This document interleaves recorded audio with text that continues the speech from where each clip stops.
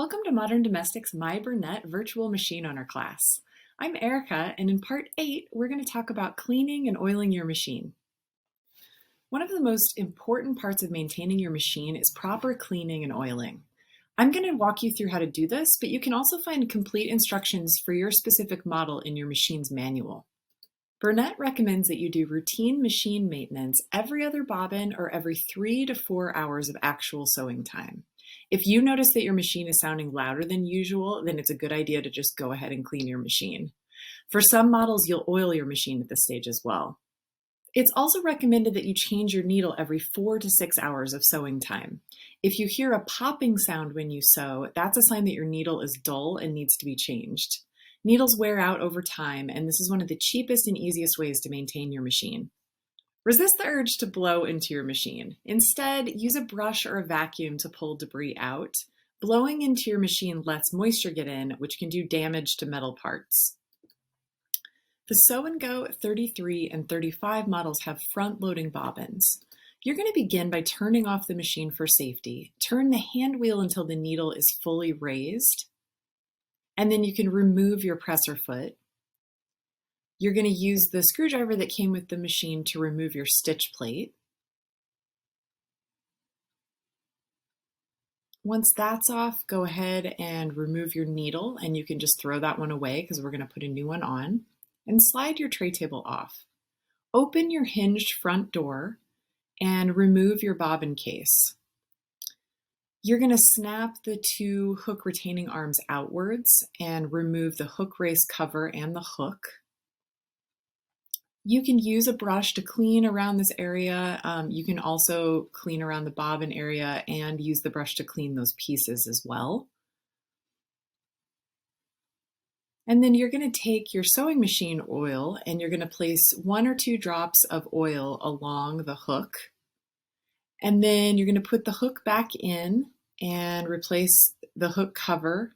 Push those retaining arms back to hold that stuff in place.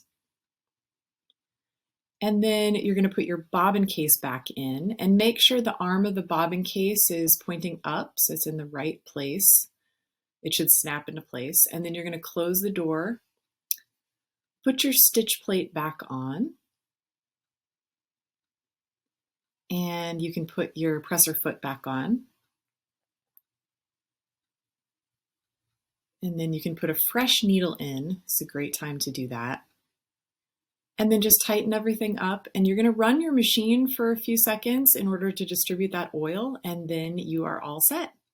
The 37, 39, 77, 79, and Academy models have drop-in bobbins. They don't need to be oiled like the front-loading bobbins do, but it is really important to clean and maintain them and change your needle frequently, just like the other machines.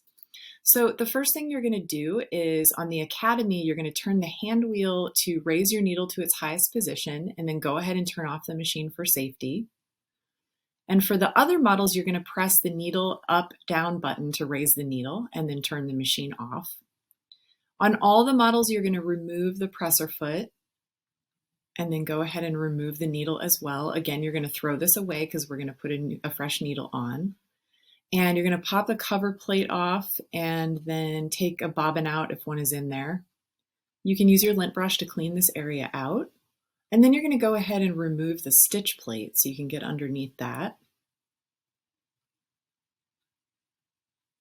Go ahead and lift the bobbin holder up and clean the bottom of that with a lint brush if necessary, and clean around underneath it. And then you'll see that point on the bobbin holder. You want to make sure that you get that lined up with this point on your machine right there. And then you're going to place your stitch plate back on. You can use the screwdriver that came with the machine to tighten those screws up. Go ahead and replace the cover plate, and you're going to put your presser foot back on, and then put in that fresh needle, and you are ready to go.